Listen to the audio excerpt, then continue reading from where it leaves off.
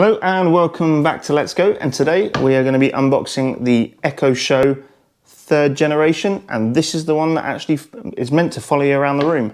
So we're going to go ahead and open it and set it up and see how it reacts. So it actually came in a box just like this, which is actually very fitting to this one, but we're going to get rid of that one.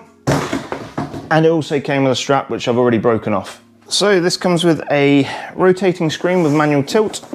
It's a 10-inch touchscreen, and it also has adaptive color. Standard 30-watt plug with their standard connector on there. A 13 megapixel camera built in as well, and it also has a cover on there apparently. 2 tweeters and a woofer. I'm waiting for the woof. A Zigbee smart home hub, which is already built into this, so if you have any Zigbee devices, a lot of the lights that you're seeing in the background here are running off of the Zigbee hubs, so we can actually probably get rid of 1 or 2 of those, I guess. We will see about that later. Bluetooth, like many of the other ones that come with it, hands-free. The microphone with a camera on and off button, so it comes with a camera on and off button and a built-in cover, so that's interesting. We've already got the plug out. That's actually quite nice. It's a nice matte finish on the plug. I think all the other ones were actually shiny. Okay, so I feel like some of the ones in the past might have actually been white, and they weren't. I think they were shiny white. Like this is actually a matte finish on there, which is actually quite nice. I'm not sure. It's because a lot of them. That is a matte finish, but like, I don't know about the shows. You see. Because I think a lot of them are USB powered. Yeah, this one's definitely a black one, I think. That's what she said. It might be shiny, but you know what? In the fucking 3 or 4 years of owning it, whenever it first came out, I never took the plastic off it, the plug. Okay, so going a little bit further deeper, we come with the standard how to set up. Apparently it's a 3-stage setup, which is meant to be really easy, just like the other Echoes that are out there. This is kind of interesting. What's this? It comes with this circly thing, which has got some written information on there. Keep space clear of objects. If placed near a wall, run device mapping sequence. We'll figure that out later. And then it's got a picture of it where it's a little bit away from the wall, plugged in with a tick.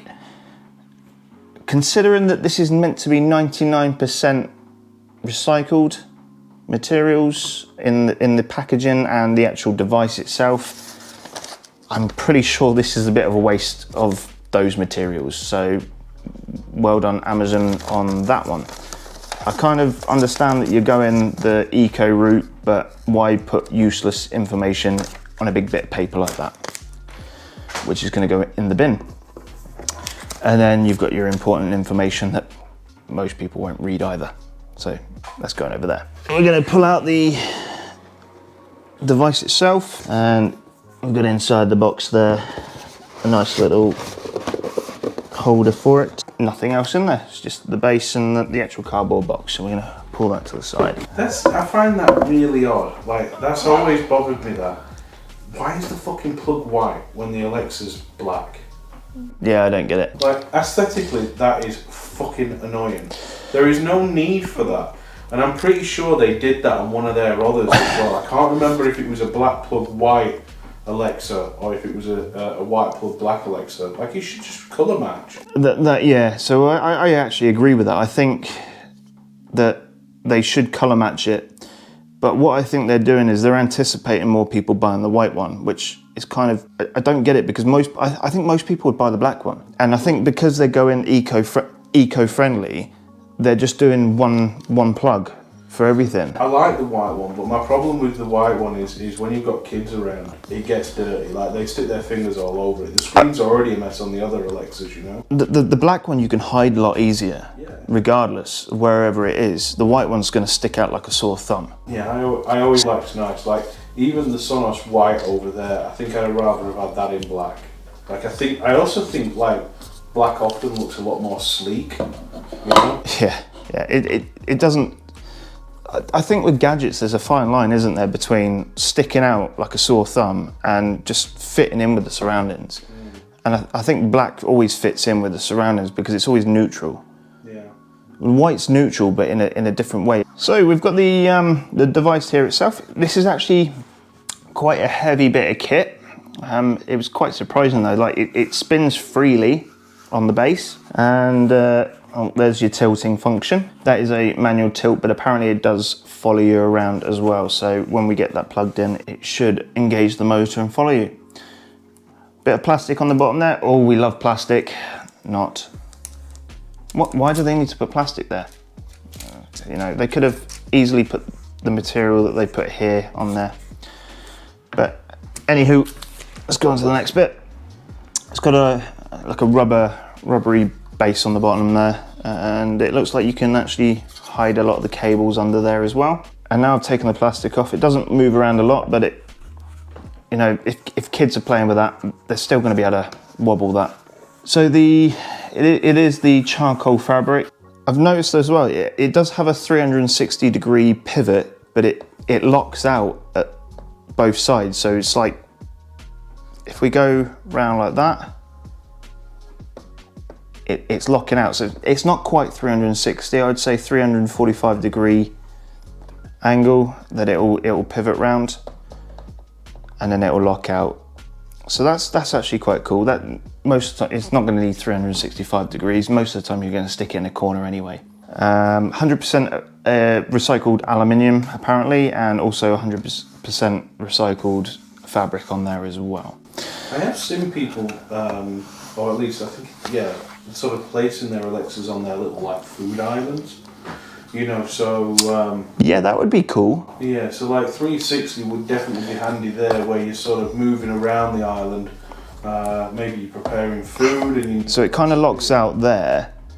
Yeah. So it wouldn't be able to then follow you around again. It would then have to go back the other way. Yeah, so I'm not sure what would happen then. Maybe you would have to test that. Maybe when it gets to there, it sort of like bounds round somehow. You know, goes back to the position but the opposite side.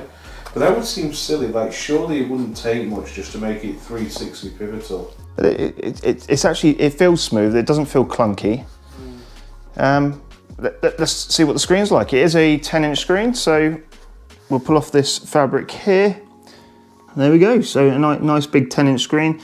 You can watch Netflix on here. You can watch Amazon Prime, BBC. Nice and shiny. Wait until we get fingerprints on it, and it's going to probably... I don't know, actually. Yeah, I can see the fingerprints happening there. And I know that Tim's gonna have an OCD and tell me to stop in a second. So, better stop doing that. We got the camera up on the left-hand corner or right-hand corner if you're facing it. And then, so when you cover it over, you do have your orange cover to say that it is closed, like with the other shows that you have. But then it covers it over with a white spot. What do you think? I don't know. I like it. It's visible. It stands out. Lets you know what's happening there. That wasn't available on the first generation shows. I can't remember if it was on the second gen. I think it was introduced on the 5, because I know that it's on our little 5, and I like that feature because we have the 5 in the bedroom. So like I prefer, we disable drop-in anyway, but you know sometimes the kids mess, so we prefer to you know be able to physically disable it by default. So it is nice that you can probably see it from across the room, but it's, I don't know, it for me that just it's too in your face. It looks like there's a bit of, I don't know, just something slapped. It looks like there's a sticker slapped to the screen there. Which annoys me a little bit, but I'm probably never going to have it closed anyway. I don't have it on my other show. I don't care if somebody drops in on me. If they're hacking, they can watch whatever they want to watch. Yeah, they'll never do it again. But like with that, if you look at it, it's pretty much like a Fire tablet. It is like a Fire tablet, isn't it? Yeah. I quite like the articulation there, because you can probably just sit at say you've got an island kitchen, as we said earlier, you can have it sat there, you can essentially angle it to wherever you want. It doesn't need to be massive. Like, remember the days of massive TVs in the kitchen for no apparent reason? And we can just have this little device there, playing whatever we want. We're cooking. We don't need anything, you know, extravagant. And it's not intrusive. It's not taking up a large space on the wall, which I quite like. See, maybe in the future, like what they could do there is have that as a detachable tablet. Like it could be an Apple tablet, it could be a Fire tablet. And then you sort of take it off, you can just sit down, play with it, move room to room, and then when you buy these things, you could just buy the base for each room. You don't necessarily have to have a screen in each room. And you can carry it around you, like it could be your personal device, and then you put it back on, you mount it, and then you can yeah, so essentially you would only have to buy the speaker bit, and then you could just go around with a tablet, yeah, done. But each one could be its own, you know, essentially could be its own Alexa anyway. So you could still control them all individually. Really, it's just a dock for your tablet. Yeah. And your tablet could, like, they could make it interoperable so that you could have an Apple tablet on there, or any other Android device that isn't an Amazon Fire tab. And yeah, maybe like they would then you would utilize their app to be able to use the full functionality of Alexa without necessarily, you know, having a full Alexa tab on each. That'd be interesting to see where they go with that in a couple of years' time. Yeah, I suspect they probably won't. I suspect they're probably trying to. They're going to want you to buy the whole device, aren't they? Yeah, they want to keep capturing and cornering the market. So if supporting third-party devices like Apple would probably be counter to their plans. Yeah. So we're going on to the three buttons at the top here, and they are pretty much standard to every Alexa device that you have. So you've got your plus and minus for volume up and down, and then you've got your mute for Alexa, so she doesn't talk whilst you're actually physically saying a name. So we've got the Alexas switched off at the moment. That's essentially it. That's the device. Let's boot her up and see what it's like. Okay, so we're going to go ahead and plug this in, and there is a little cutout here for the wire to go through. And put that all the way through. Make sure that's in, and it's booting straight up. And I've just realised what happens if I twist it all the way around to the wire, and that's actually where the pivot point finishes. So that's actually quite interesting. So it pivots around that wire, so that's where the cutoff point is. The actual screen reminds me of cars these days, where they have the screen that pops out the dashboard. For instance, like the Mercedes, Hyundai, for instance, and many other cars these days. So that's probably what the look that they're going for. Did you see the new Honda electric one? No, I haven't. I would. Actually, the little one. Yeah. Yeah, that's pretty cool. They 4-seater. It looks really nice. The whole front is a dashboard, and the wing mirrors are on the inside with little cameras. Yes, I did see that. They said it's.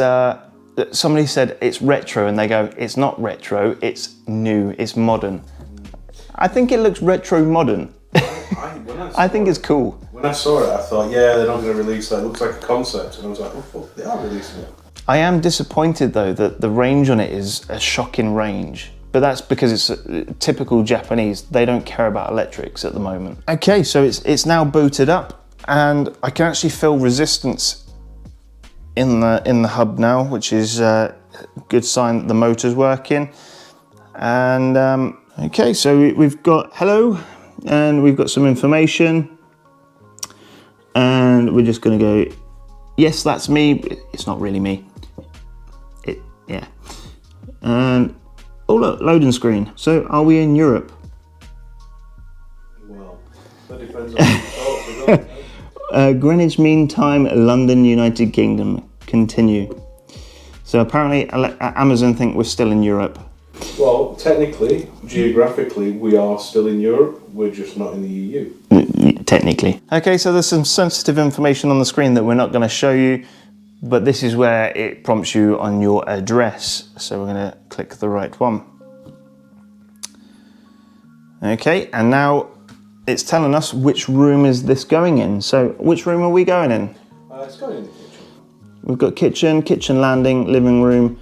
So you can see how many devices we have in this building. Okay, at this point we're going to name the device. So what would we like to name it? Let's name it Kitchen Show.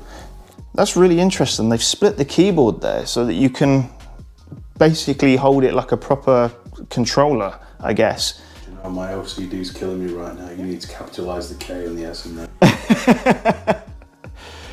Happy? Yeah. Brilliant. So we're going to go done. So it's now the Kitchen Show, continue. Okay, so your wallpaper will periodically change images with categories you select. So we in illustrations, Amazon photos, seasonal, nature, art, travel. Should we go for nature? Let's go for nature. Device updates ready? Of course, there's always device updates with anything. So we're going to update it. We'll be right back. So the last show that we brought in here, it didn't actually connect straight to the network. Like we had issues with that for some reason. We had to like reset it. So okay. I find it interesting that this one, like some of the others have connected fine because Amazon, you know, store the Wi-Fi details. It always annoyed me when we received one or two of the devices and it wouldn't connect. So I'm pretty happy that they're just doing that automatically this time. That is actually interesting. My devices at home, I don't know if I had to connect them because it's not something you think about. You get a new device, you just sort of boot it up, connect it, done. But for somebody that does this daily or near enough daily and has multiple devices, I probably have about 3 or 4 at home that need connecting. So I do it rarely, but you know, I don't think about it. Where somebody that's doing it all the time will notice this sort of thing because they don't want to have to keep putting in their stupidly long password for their internet connection. So it's a nice touch that they've done that. We probably got in this building around 20 Alexa-enabled devices, including Amazon devices and Sonos. You see, like, I could understand if you bought this like 3 or 4 months after it had been released, the updates. I always get annoyed when you buy something, it's just brand new, just been released, it comes out and you've already got this update. So like it delays you being able to play with it. Yeah, you know the other brand that's consistently doing that, and that'd be Windows. You would buy a Windows machine or a Windows device and it would always require an update before you use it. I don't think I've ever had that with Apple. Do you know what? I don't know. I don't recall that happening, but I'm pretty sure. I know that Apple does do updates, and like if you buy an out-of-date device that's still new, it's going to require some updates. Yeah, but I'm pretty sure, like if you bought an iPhone and it wasn't on the release date, there's going to be updates for it because they carry stock, so there has to be. Yeah. It might just be that you purchased stock that have already got the latest updates, so you've never faced that. Yeah. But like for instance, you got a lot of Windows machines out there. They're pre-built 6 months in advance, and you know you then have to update 6 months worth of firmware or security updates. And one thing that does annoy me about the whole ecosystem of both Zigbee and Z-Wave is quite often updating the firmware on those devices are impossible unless it's connected to its own hub. By that I mean Hue light bulbs connected to Hue hubs.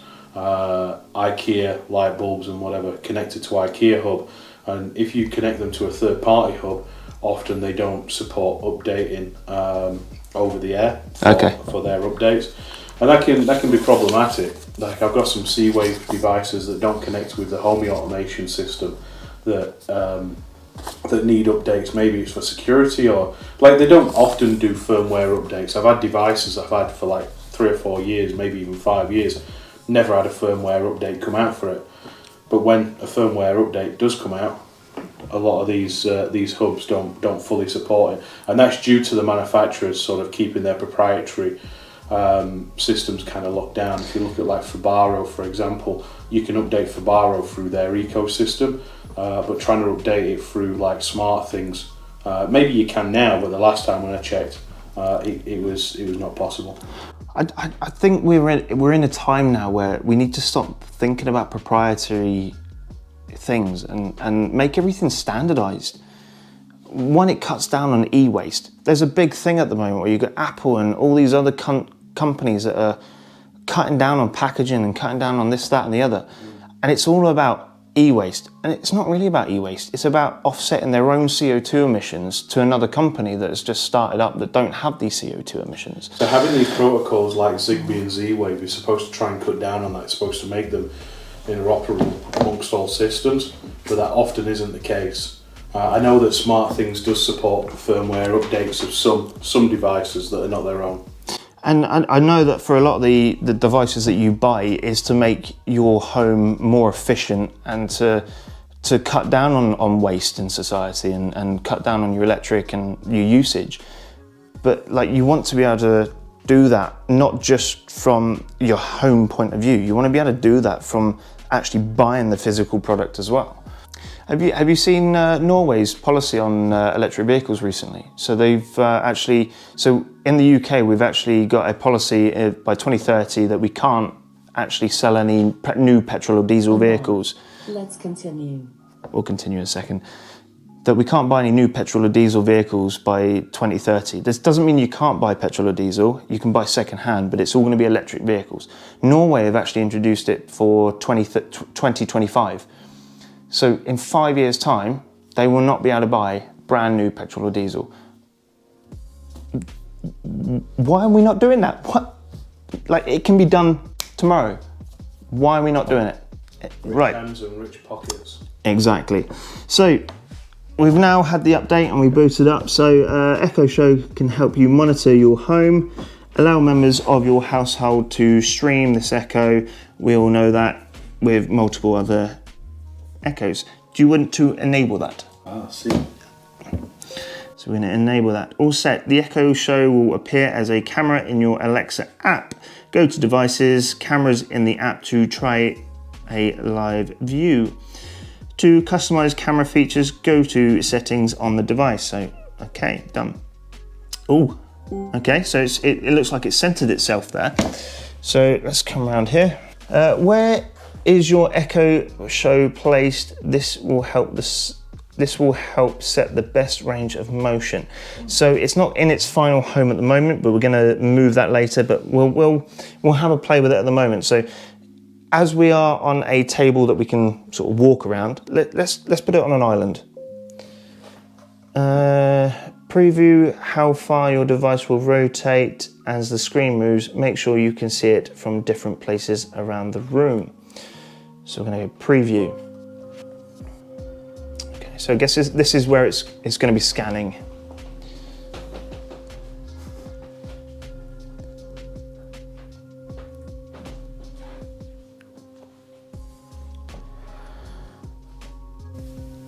It's like we turn on Skynet for the first time.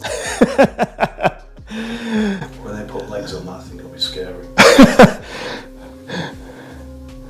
You know what I'd quite like to have? You probably wouldn't like it, but it's the new 9-bot sort of. It follows you about, but it's like a hoverboard, but it's got a screen on it just like that, and it follows you about when you want it to. It can use it as a camera and everything. Right, so this shows how far your device will rotate. Slide to the endpoints if you'd like to adjust it. Would you like it full range of motion? For now. Yeah, let's save it. Now use the slider to set the idle position. This is where the screen will face when not in use. So we'll just leave it in the center for the time being. All set, continue. This device is ready. Thank you very much. Where are you going? Okay. Oh, okay, so it's already started following one person around the room, I think. Is it? No, maybe it's rebooting. Okay. He didn't say anything about rebooting. Alexa. There we go. Hello. Hey up me duck. Yeah, she's definitely following. So if I say Alexa, hello. So will she follow me? Will she follow me? So I guess, I don't know, does she? I mean, it feels like it's following, but it's like not. It could be a little, enough. yeah, it could be a little bit smoother. It could be a little bit more reactive. And I think it's responding to the person that's last spoken to her. So maybe you should try saying hello. Well, I'm wondering because now it's stuck between us. Yeah. Alexa, play some karaoke. I think what we need to do really is play a TV show that will show the colours and... I wonder, I don't think we've ever connected to Netflix, so Alexa, show Prime Video. Here's Prime Video. Now you see... She's Alexa. confused when there's two people in the room. Yeah, I was going to say, it feels like she's trying to track maybe voice rather than movement sometimes. I'm not sure. She's definitely confused when there's two of us. Yeah, so maybe if you walk across again. You see, now she's not tracking. Oh, but you see, when I started talking. What happens if I come? Hold on. If I come here and then I say hello, and then I start walking across this way. No. Yeah. Okay. She's just a bit slow about it. There's a bit of lag there. Yeah.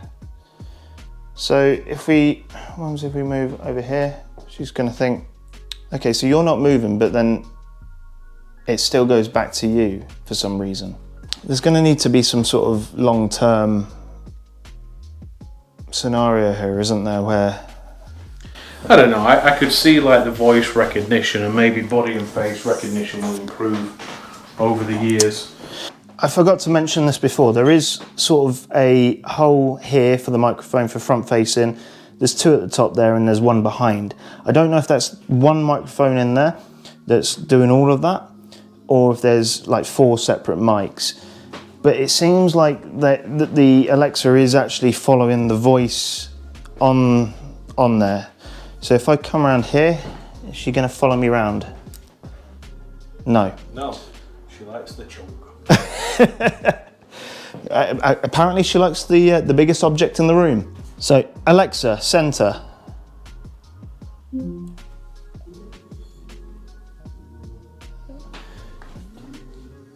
The quality of the screen, actually you can see in some of the writing there's some pixelation, so it's not the best quality. Do you know what the pixels are on this? I do not. No, but I'm okay. pretty sure the box will be rather informing. There's actually no writing of pixels on there.